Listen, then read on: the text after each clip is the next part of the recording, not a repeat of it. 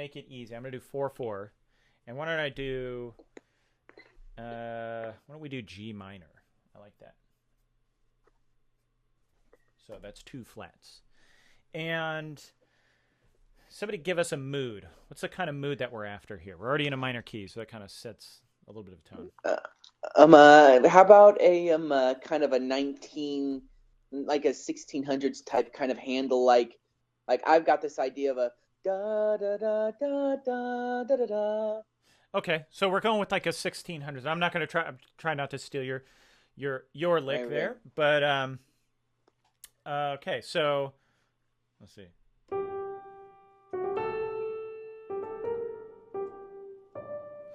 I don't know if that's very 1600s. Kind of classical. Yeah, it's kind of classical. Okay, maybe I'll change it. That feels much more 1600s. So, John, are you able to just immediately, having played that, you immediately know, okay, that's a dotted note. That's, because I think for myself, it's sort of. Well, okay. So what I'm doing as I do this a lot. I find the beat, right? Dun, dun, dun, dun. So I play that. Right? Now, it's not hard for me. Once I play something once, if I don't do a bunch of other things, I can usually get it right. And that's why I recommend do like a bar at a time. Don't try to find the idea.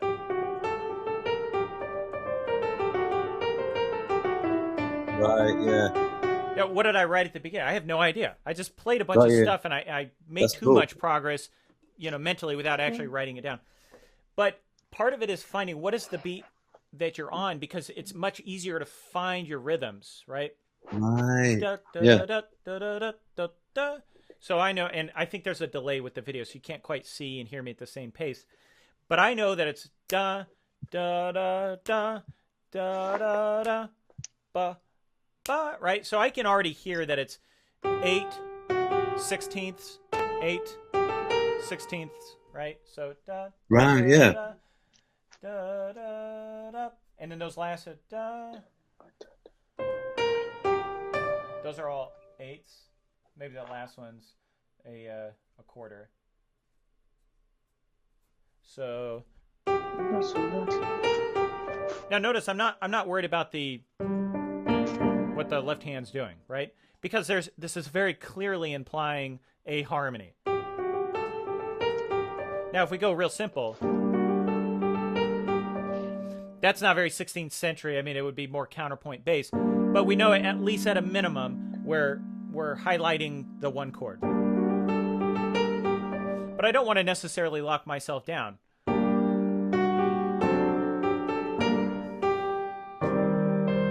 I could always change it up. There's lots of ways you could change this thing. Let's see.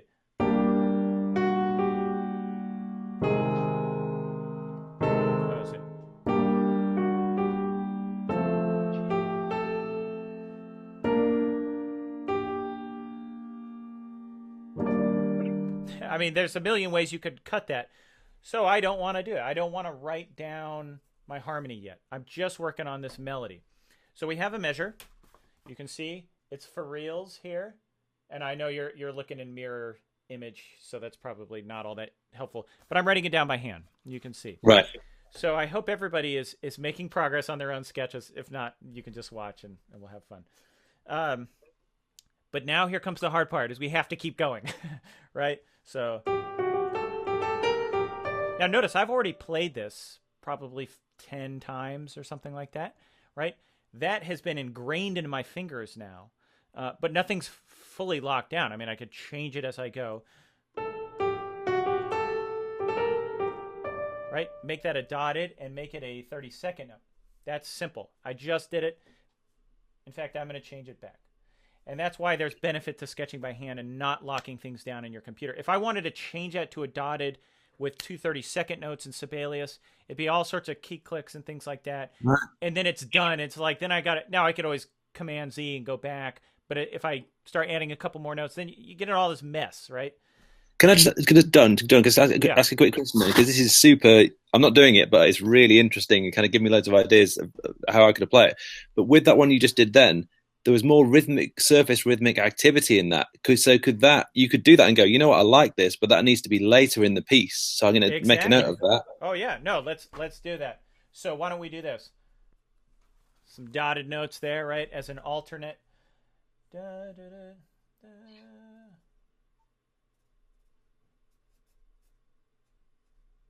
Done. I just did an alternate, right? That's a tactic right there. Right. So in other words, the second line there, is that an indication that you recognize as being the same thing again, but with these notes different? Yeah, so something I've seen, and it's not necessarily in composers' sketches, but this is why I'm coming up with these tactics. These are more in transcriptions of sketches, but I found the technique very useful, is you do dotted lines down. I don't know if you can see that. Yeah, I can see it. To show you that's like you're working through an alternate. So right. You don't necessarily want to erase, right? You just want to work through an alternate. That's difficult to do in notation software. It's difficult to do in your DAW. You could do a separate take. You can create a new track. But there's something very visual about this that shows you, oh, this is another idea I had on the same original idea, as opposed to this is a second measure, right? And then if I wanted to do something like this, I could draw an arrow and say, you know what? Instead of making it an alternate, I want to keep the original, and I want to add that now to the second measure, right? If I think that generally the second measure is going to be the same, I could do the repeat symbol, right? But then I've got that alternate rhythm in there. So now I've written something like this. And then, oh, here's a good idea. Right? You've got, now I put in a piano. I just changed the dynamics.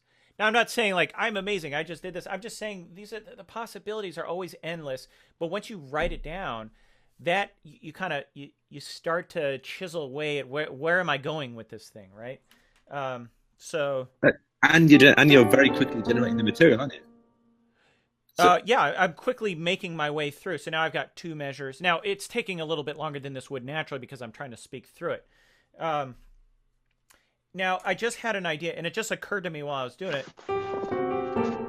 Right? I like this idea of starting the counter part, or the counterpoint to it, right? Started off one beat later.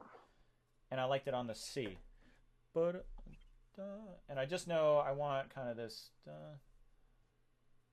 this descending line. So right now I know that's not perfect counterpoint. I could do something. That's probably better. So maybe start that on the D.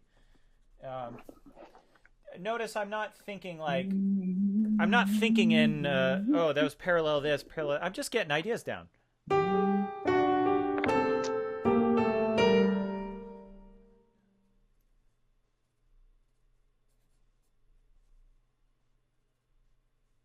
So what key was this in again? This was in G minor.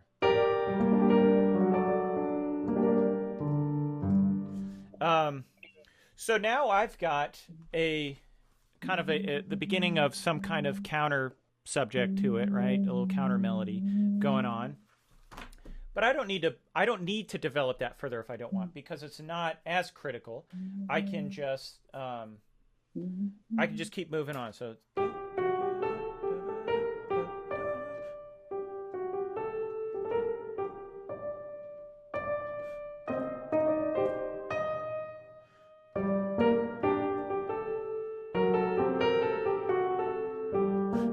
it's starting to sound like Fiddler in the Roof. Let's see. Let's see.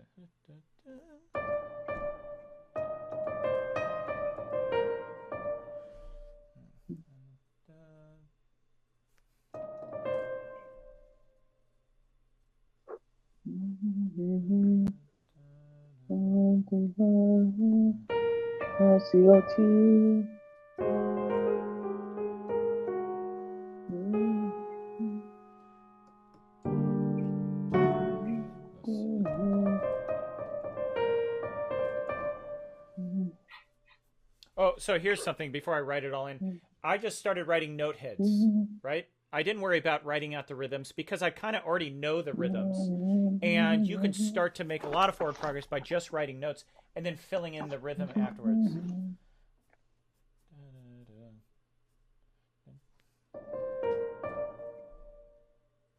I always seem to notice that melodies like this seem to go in like a kind of pot, like all of a sudden there's a bunch of movement, and all of a sudden there's no movement, then there's movement, then there's no movement. Well, think about, like, for instance, a sentence, right? You've got a basic idea, a repetition, and then a continuation. So often you have a wrapped up idea, right?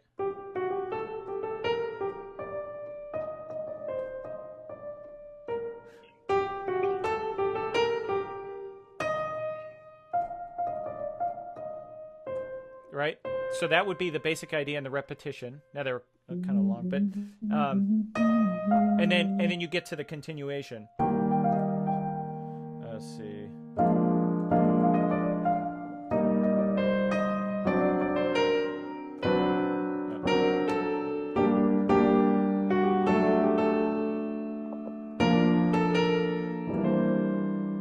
Oh, I kind of liked it.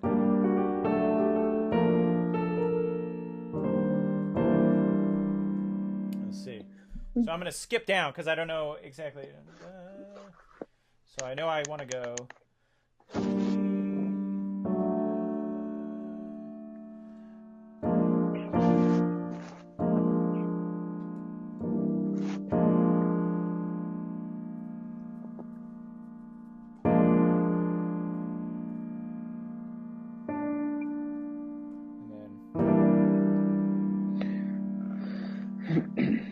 Yeah, this is the thing with me. I know what I wanted. Like, I can create a melody and chords to it, but after that, that's where it pretty much ends for me.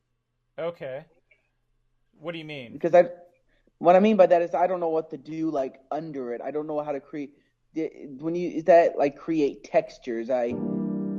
So this is the thing, is that I think if the texture is one of these things. I've been trying to figure out a way to kind of conceptualize it, and I look at it as layering, right? Now, with a piano thing, you're limited to two hands, so you're kind of limited on what you can do. And this is where notation software does come in handy, is that at a certain point, you probably will escape your ability to play this back properly without mistakes as you get more concrete stuff, right? But here...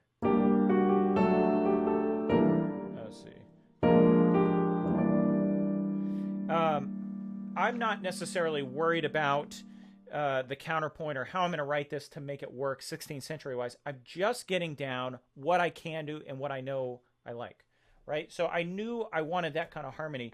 Maybe it's going to turn out like this. Let's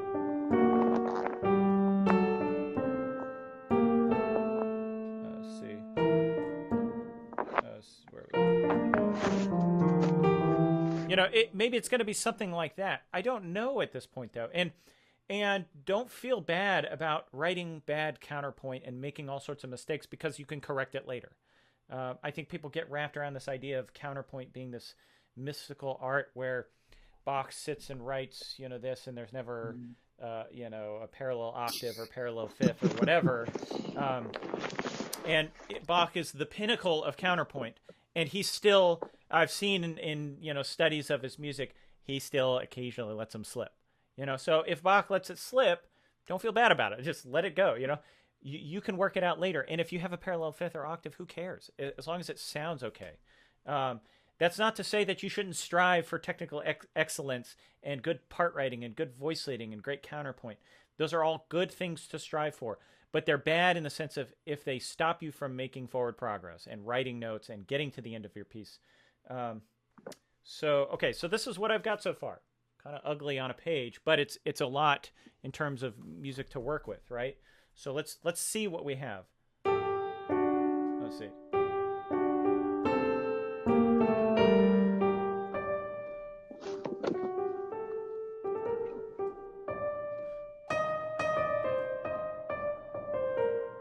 And then we've got a bunch of nothing, and then I know that I want to do this at some point.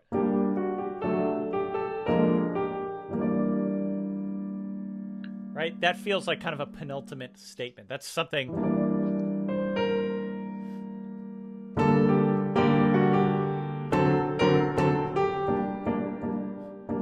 maybe it goes there. But I know this is kind of right before the big cadence, right? Da, da, da. And now, I don't know exactly what I want to do with the melody, but I do know that I want something. I want a cadential 6/4. Going to 7, going to a 1, right? So I just sketched the ending in the sketchiest way possible, just some Roman numerals. And that's, do that in Sibelius. It's just like, it becomes much more difficult. Try to do that in your DAW. You really can't. I mean, there's ways to take notes on bars, but it's not nearly as concise and visual, right? So I would say that we just sketched an entire theme, even though it's very fuzzy right now. But this is a part that I think if you can make it through this stage, to refine this is not all that difficult because you kind of know where you're going. And maybe I'll switch over to Sibelius now so everybody can see what I'm actually doing. One thing I was just thinking, actually, John, as well, while you were doing that, is I suppose the independence, maybe writing a single line, it has to be independently interesting, perhaps, because obviously because of your level, you're kind of slipping into how you would actually do it. Like, okay, whacking in chords, like that all sounded great to me. It's like, wow, this is really cool. Whereas for someone like myself with much more limited playing skills, I could see myself doing it, almost line by line, maybe doing some chords, but let me say though, to say that it has to all be individually interesting, I don't think so. I mean, okay, right. I think it needs to be measures of music, Yes. And it needs to kind of fit generally where you're going with things, right? So beginning or middle or end. But that's about it. You don't think that you've got to get a good idea down, right? You just have to get something down that you can work with. And yes, that you can then feel fix. I can work with this. Yes. And fix and make good, So let's write out what we actually have, and we'll try to space it out in a decent way. So actually, first let me start off and put the key. So we're in G minor. We're already in 4/4, right? And let's do this.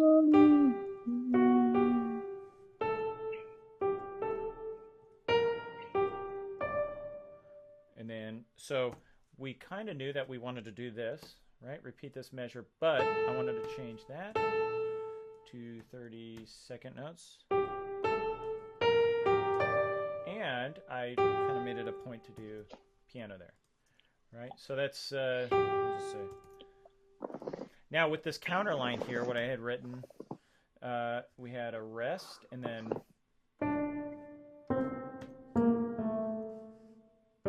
that's all I wrote so far, really, on the counter line. And then up here, I wrote something like this.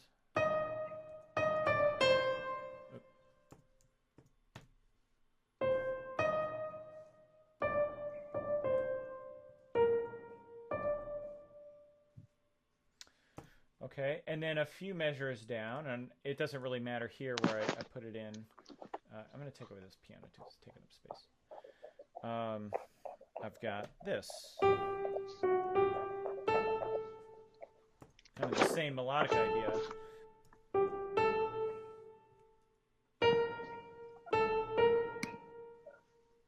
Let's see.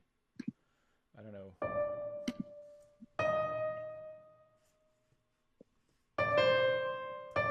We'll just do that for a second. I don't know what that melodic note's going to be. But I did write this.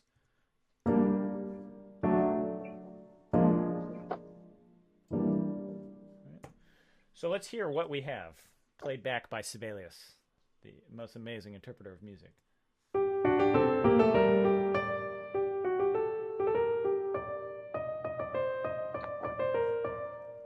So it's already, with this idea here, it's starting to feel almost like an antecedent phrase, right? So I could kind of hear. Let's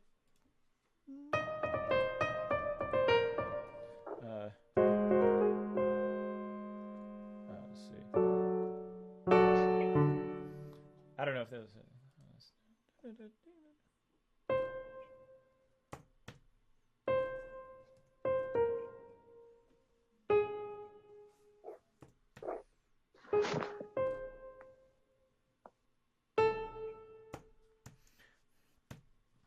Now, is our goal to necessarily end up sounding 16th century? Maybe, maybe not. I'm not holding myself tightly to that, right? I am kind of being a little more free with harmony and stuff. Is this going to work exactly how I imagine? I don't know. What are we going to end up with at the end? It may change 10 minutes from now or 2 minutes from now. I may write it and be like, it sucks. But I just want to get something down. So let's see.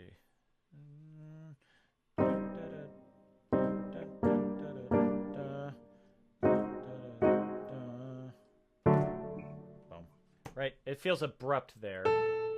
But Sam, as you said, we'll leave it kind of as I do in those other videos. It's good enough for right now to make a little progress. And then over here, the all ever tempting copy and paste, right? Because I said, like, it's starting to feel like this antecedent phrase, and then this is the consequent phrase. So where I originally had this idea as a continuation, it really doesn't feel like a continuation. It feels like a second phrase or a second, a contrasting idea in the consequent. But let's hear what we've got.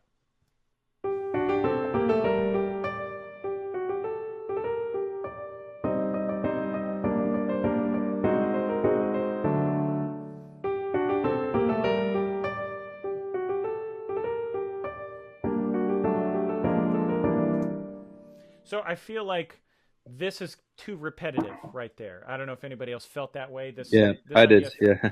3 times in a row feels a little too repetitive. But I'll work on that in a moment. I kind of want to develop this opening a little bit more. So.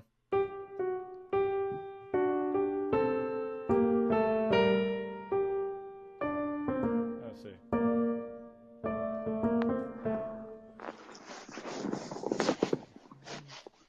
Dun, dun, dun, dun, dun.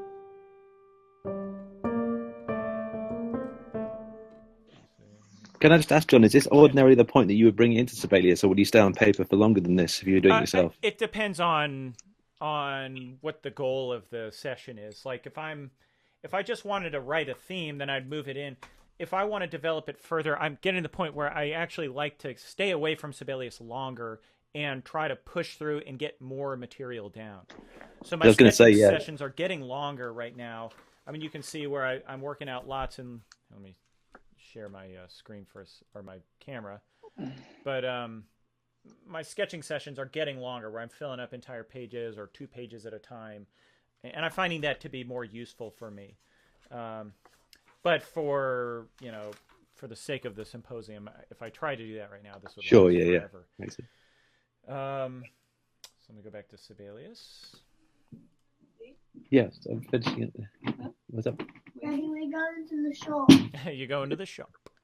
Yeah, I can still hear you. Yeah. Let's see.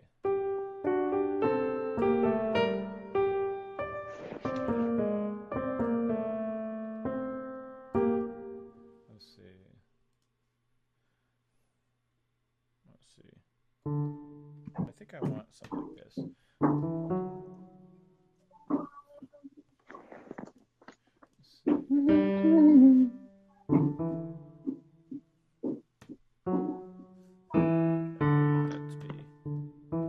Now this is, see, you're kind of seeing the difficulty of Sibelius. If you hit the wrong key, you get the wrong rhythm.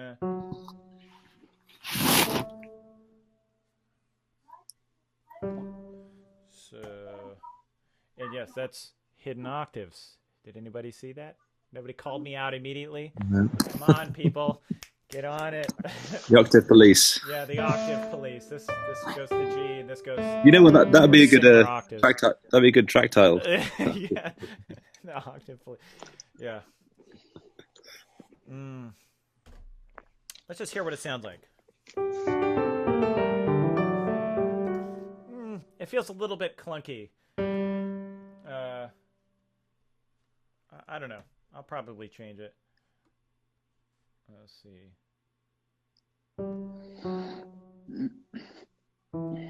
Can I just ask again, John? Like, so with this, to me, like, your initial idea there is great, but could that almost go later somehow? It sort of feels like it's quite busy. Like it's great, but could it be simpler before? It could. I mean, if you think, I think about a Baroque work as busy, kind of a lot of times. I mean, unless you're doing right, okay, a lot of got notes. you. it usually starts off with a bang, you know. I see, right, yeah.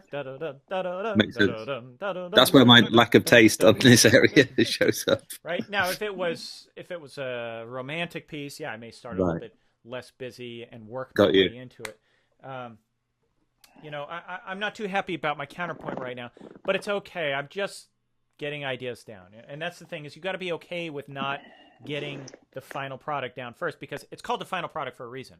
You know, it's not, it's where you get to after going through this period of working ideas out and making mistakes and writing terrible, terrible music.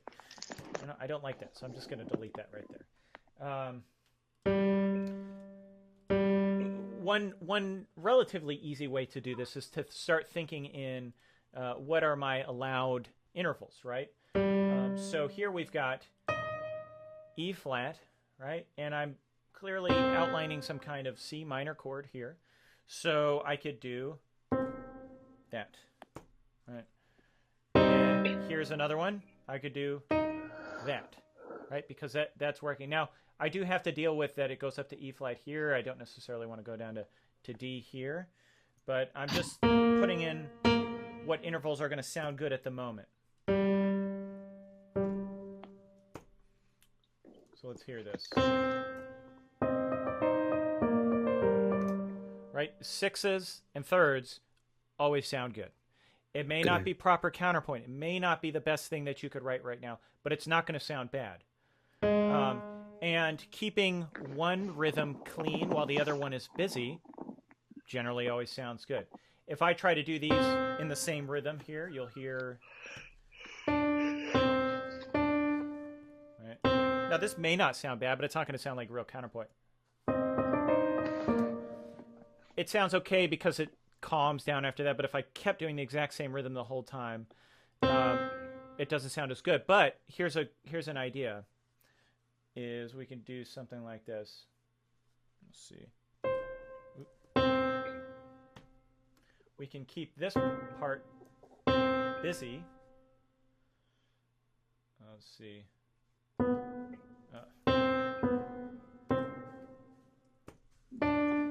Change that. And then I'm not going to worry too much about things. But that's going to sound kind of funky right there. So let's hear this. Now that's not Bach-ish right there. Having that I would probably, if I was really working this out, I would try to work out something else, right? Maybe I would do. So. Right, that's sounding pretty good, I would say. I mean, a stickler may try to point things out, saying, "Oh, Bach wouldn't do this, Bach wouldn't do that," but does it sound okay, right? And it's playable. Kind of. And I suppose it's giving variation from the first measure as well, where it's slowing down a bit at the end, which is quite nice. Yeah. So let's see. Let's keep going here.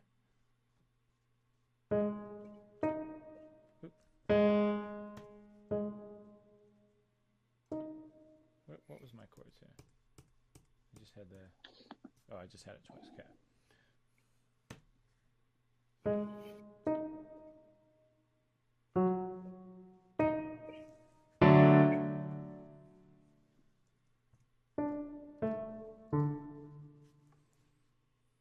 Okay, so I know there's no third in that chord, but let's listen to this.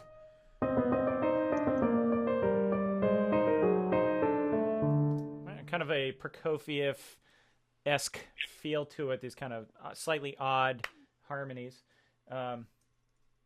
Now, there's something I like to do. Now, this is I think a little bit of a problem with notation software. Is I've got this overwhelming desire to start adding articulations because I want it to sound how I imagine. Now, if I'm playing it right, I can start doing that automatically by playing it, but with a computer you have to tell it exactly what to do. So if I want this kind of playback, I kind of want these to be short. Now, it may be overkill. I may not have to put staccatos on everything. And with a real player, I probably wouldn't. Right? But let's hear how Sibelius plays. I'll play the whole thing, and you'll hear the difference in that one measure.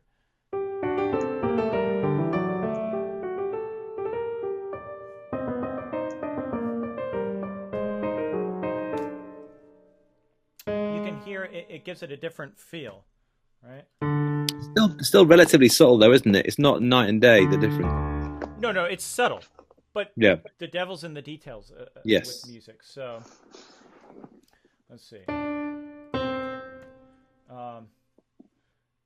Are you just sticking to still to thirds and sixths in the counterpoint at this point? You're not still going to go wrong with thirds and sixes. I mean, generally. Is that what you're using?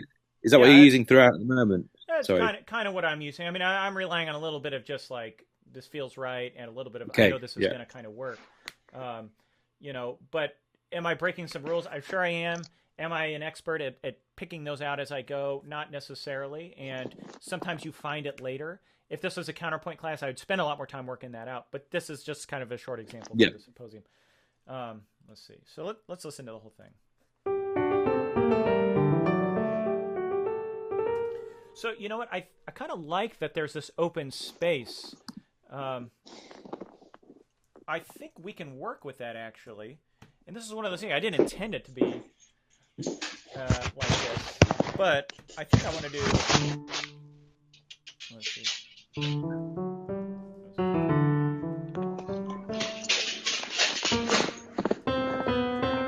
Right? I kind of like this. Let's hear this.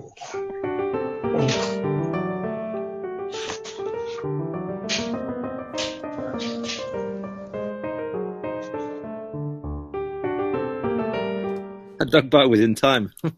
Yeah, I think it really works, actually. And let's see. Notate the dog bark in there as well. I know. I'll try to sing it in.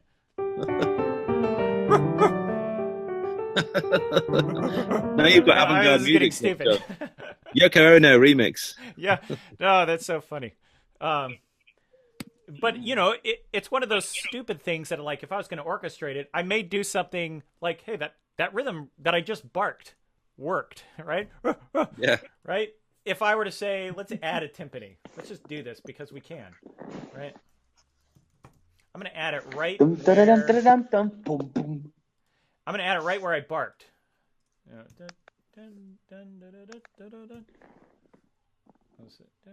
I think it was right here. Bum, bum. Now I'm starting to hear strings.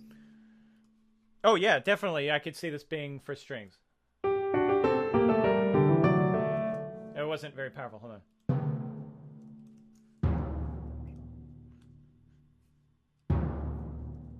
I don't know why that's so quiet compared to the mezzo forte. Can you put like a triangle? Can you put like some sort of triangle on top to make it cut through, like a ding ding? Yeah, I mean you could. This is getting ridiculous, but you get the point. It's like it's something like that, something stupid that happens that leads to like that's what I needed. I didn't need a dog barking. What I needed was something hitting rhythmically at some point. Now, I don't think I want to keep the timpani because it's kind of a distraction at this point. But I mean, we're working through it. Let's get to the end though. I think that'll be good. Let's see. I just want to say, I'm already getting into this easy procrastination mode by playing it back. This is why I'm making progress by hand as much as possible. We didn't get beyond this point by hand. And you know what? Let's go back to by hand for a second, just to make that point. Let's see.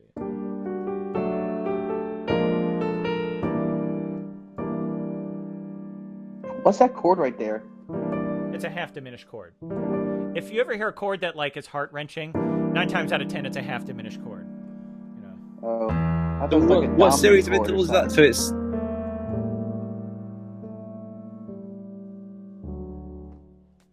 What's that?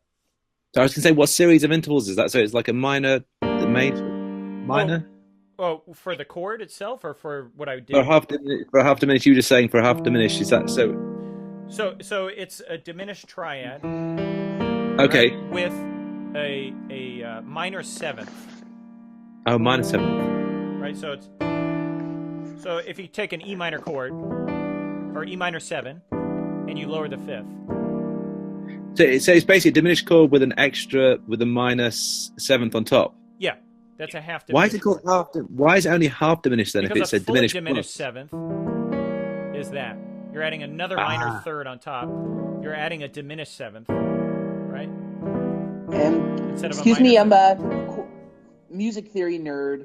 That alert! I am actually. You know what you can do with a fully diminished chord? It What can is go 4 ways. Yes, you're correct. Harmonically, yeah. That's in the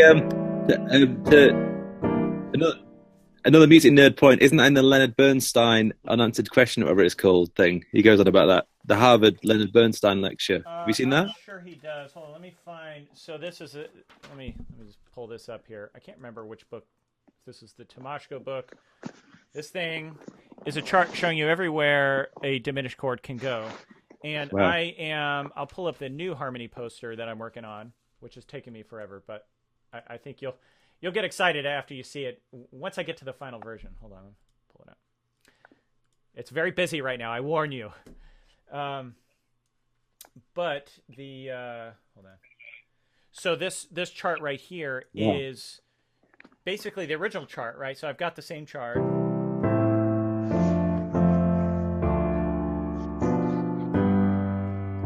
Right? So you go through here. It's got the original arrows and stuff, right? So you can always go back on the arrows.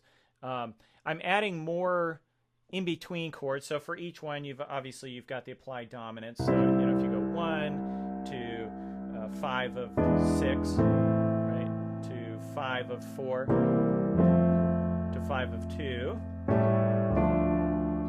Right? There's no 5 of a diminished chord because it's not a key. I mean, I'm sure you can figure something out. And then obviously 5 of 5. Unless you're in Locrian. Well, but that's not a key. That's a mode. A little bit different. Because this is functional harmony. We're not thinking modal harmony at this point. So, and then all the like Italian 6 and things like that, or French 6, German 6. Yeah, they're all on there, right? So that's kind of standard stuff. But what I also did is this chart that I showed you.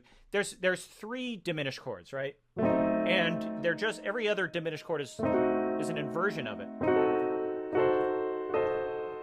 And the reason this is because it splits the octave evenly. The other chord that splits an octave evenly is an augmented chord.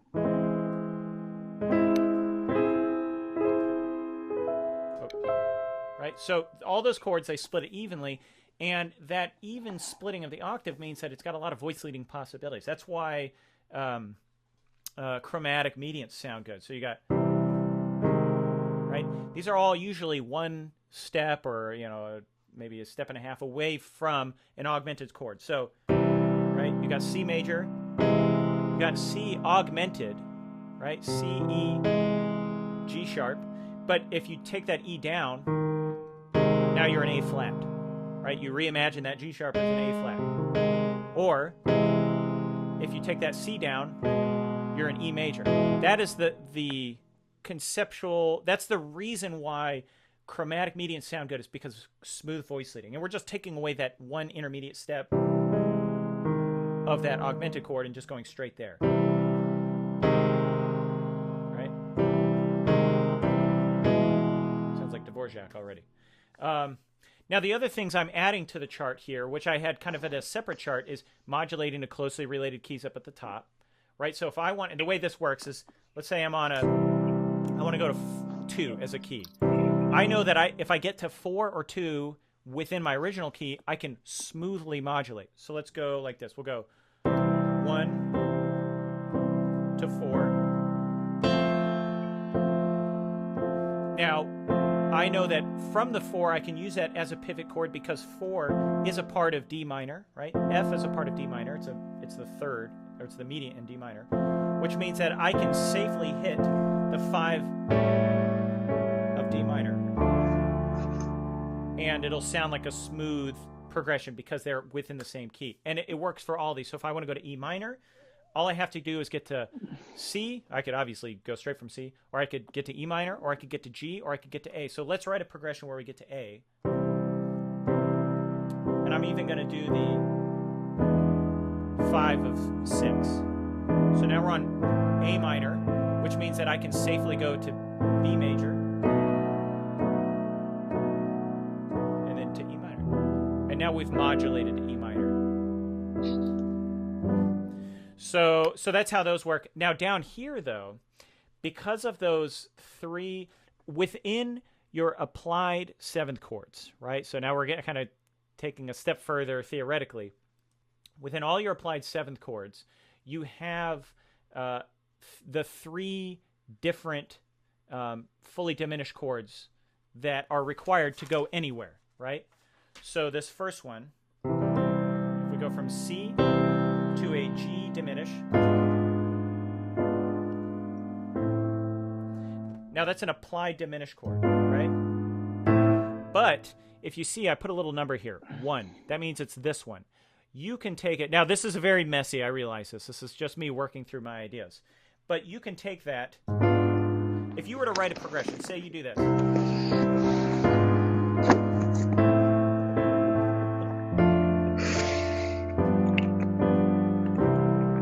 Right? So we've done a progression now.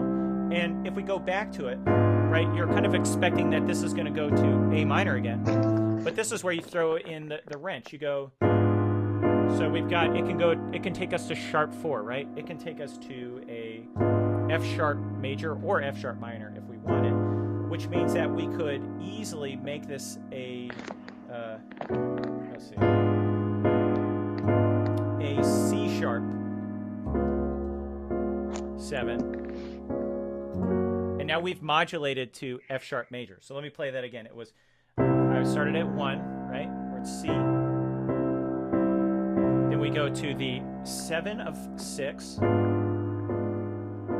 and the first time around we play going to the 6. We're going back to 1 again. 7 of 6. But now we're changing it up. Instead of going to 6, we're going to go to where it can go, which is, in this case, a C sharp 7 chord. And we're modulating to F sharp. So, and I'm trying to encompass modulating to every key in this chart. Now, it's not every possible modulation path, but it's a heck of a lot of them. And I think it's going to be really useful once I fully clean it up and make it look nice. So, yeah, that's the new chart. Not done yet. But where were we? Okay, let's try to finish in the next 15 minutes here. Let me go back to Sibelius. Hold on. I'll share the screen with you.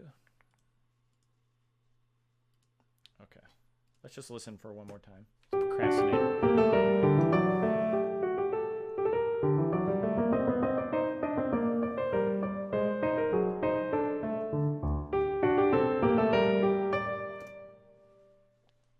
And then why don't we do... Let's just raise the whole thing. We'll do a... What kind of repetition is this? Somebody, give me an answer. Sequential? There we go. Yes, sequential repetition. We're repeating the same thing up a sequence. Now, it may not sound that good because I just did a like exact transposition, but...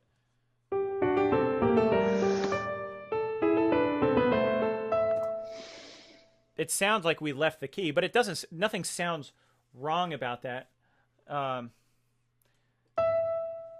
And let's just find a way to get back into... So I just cheated there, right? I just threw in a 5 of G minor just to get us back. But I think this is going to sound kind of cool once we kind of work it over, make it a little more nuanced.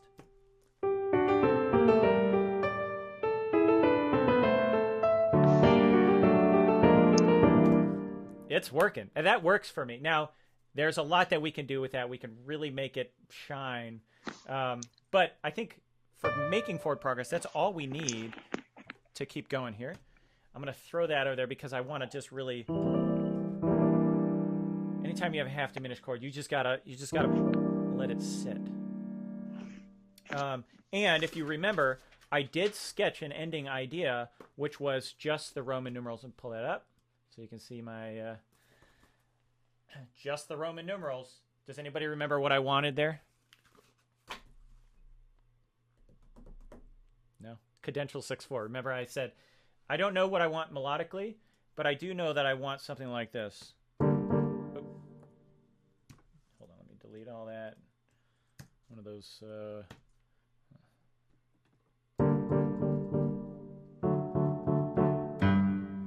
that was even in the wrong staff here. Let's put this down here. Why is that up there? Go away. There we go. Okay.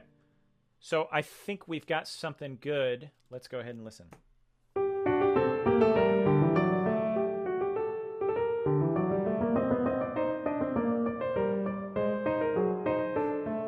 hold on. You're just looking at me like toss my head around. Let me pull up Sibelius again. There you go.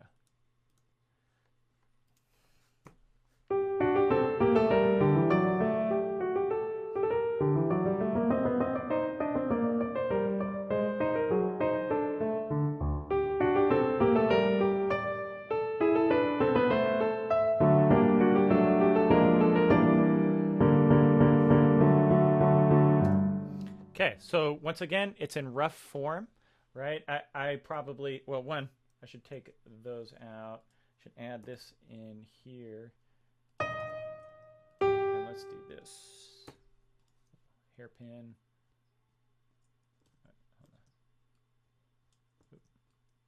Oh, well, here's another thing too. If you're using Sibelius, you can have it automatically space as you go. So when you add stuff in, it'll redraw it. Give you a little bit more room. But let's see. Don't need that there. Don't want to change that. So now we want to work on this little section here. Let's see.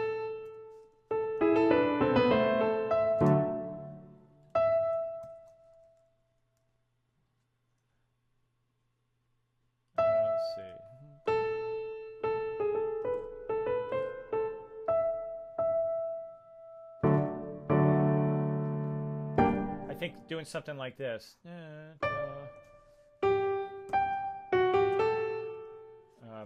Now that's a little bit of a jump, but it's not that bad.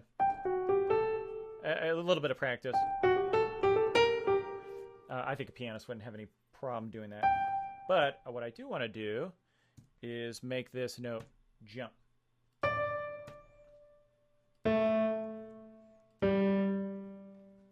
So I think that'll be a little bit smoother.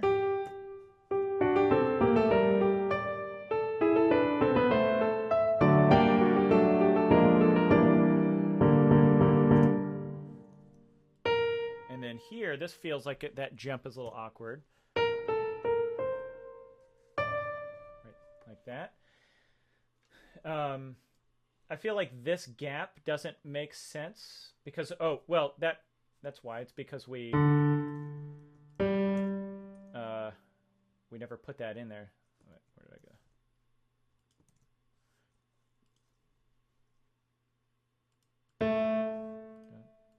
And then why don't we just do that? Just see if that'll work. That's a 6 right there.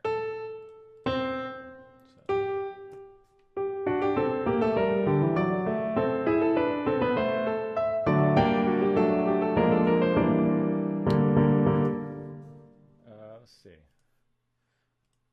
Now we got to come up with a melody. Somebody hum how you think it should go. Who's going to be brave? No, da, da, da, da, da. Wait, no, that. Yeah, something like that. Da, da, da, da, da. Let's see. That's a no. Sibelius acting annoying. Why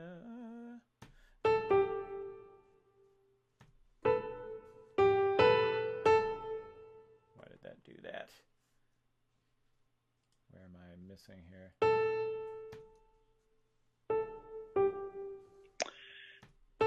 Da, da, da, da, da, da. Oh, you know what? Feels a little like the melody's slowing down there the way I wrote it. Let's just see how the general idea works.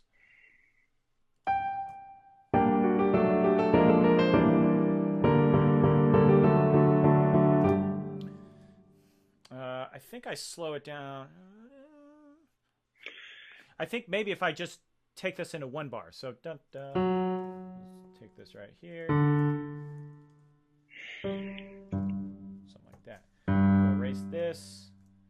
We'll go like this.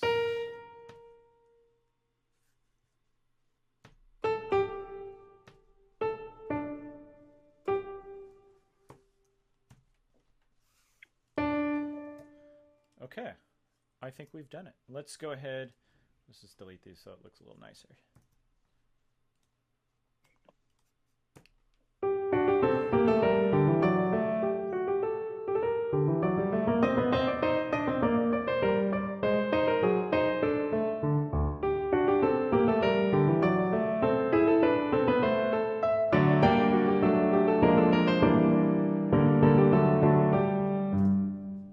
Here, let's do.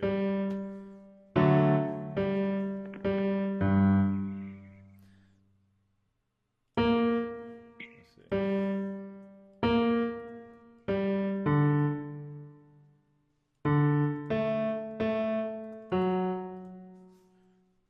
Let's clean that up because we don't need the full chords. So let's add a little bit of articulations. Oh. I'm going to just do that.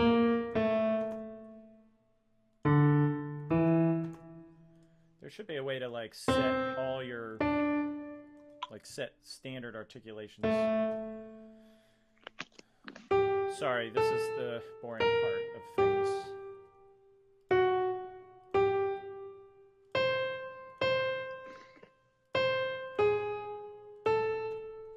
That'll probably be good enough.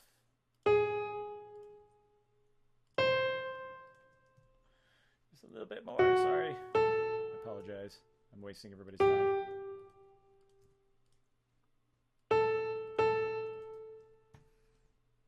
Okay. Let's hear it. Let's hear the final version. The final rough draft sketchy version.